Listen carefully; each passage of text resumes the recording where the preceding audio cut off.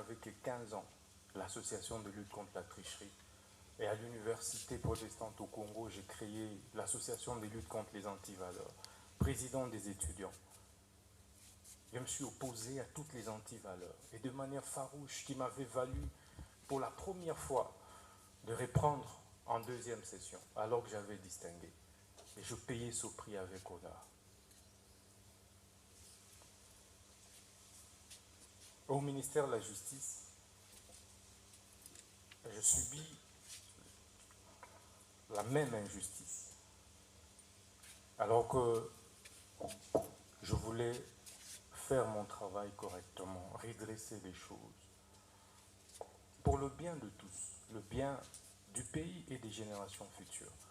C'est pourquoi ce procès est historique. Historique, Monsieur le Premier Président, parce que il me rappelle autant d'autres procès historiques, notamment celui de Patrice Emery Lumumba, dont je suis la réincarnation. En 1956, pratiquement au même âge, il avait été condamné à 1 an d'emprisonnement pour détournement des deniers publics.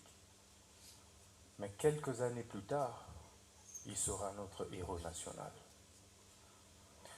Ça me fait également penser au procès de Fidel Castro, un de mes idoles, vers les années 51, où il prononça les discours les plus historiques, l'histoire m'acquittera. Quelques années plus tard, il prit le pouvoir et il reste aujourd'hui les héros de Cuba. Ça me fait également penser au procès de Lula da Silva, et ça c'est le plus récent. Ancien président brésilien, mais jugé, condamné pour corruption. Et ça, c'est en 2017. Au sortir de la prison, il a été président de la République jusqu'aujourd'hui. Ce procès me fait penser au procès d'Étienne Tshisekedi Lumumba et de ses compagnons de lutte vers les années 80, parce qu'il luttait pour le changement. Il a été condamné, mais aujourd'hui, il reste une référence, un modèle, et son fils est président de la République démocratique du Congo. Ce procès, enfin, me fait penser au procès des Mandela. Mandela, vers les années 59, mais exactement 62. En 62, il a été condamné injustement. Et il a fait 27 ans en prison.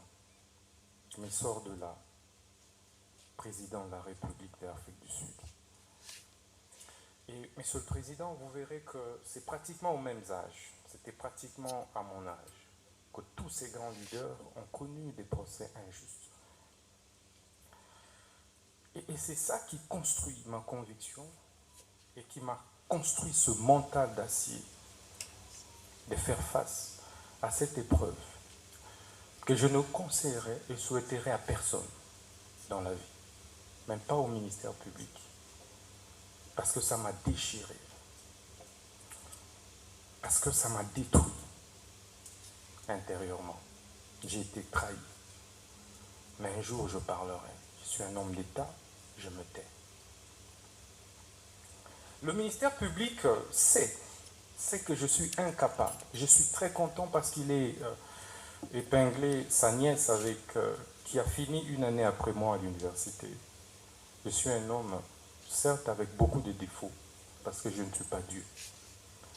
Mais j'essaye d'être correct, sincère et honnête. Pour preuve, je ne me suis pas contredit lors de différentes auditions, que ce soit au niveau du parquet, que ce soit ici. Parce que je pense que quand on est gouvernant, on doit assumer ses actes. Et je voulais assumer tout ce que j'ai fait. Même si mes collaborateurs ont posé un acte, je suis responsable, j'assume tout en tant que responsable. Ce procès, Monsieur le Président, c'est donc me fait penser à un syllogisme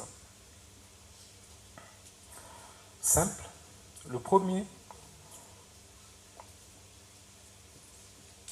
l'on demande, l'on instruit le ministre d'État, ministre de la Justice et garde des Sceaux à construire une prison. Le ministre d'État, ministre de la Justice, s'active à construire cette prison.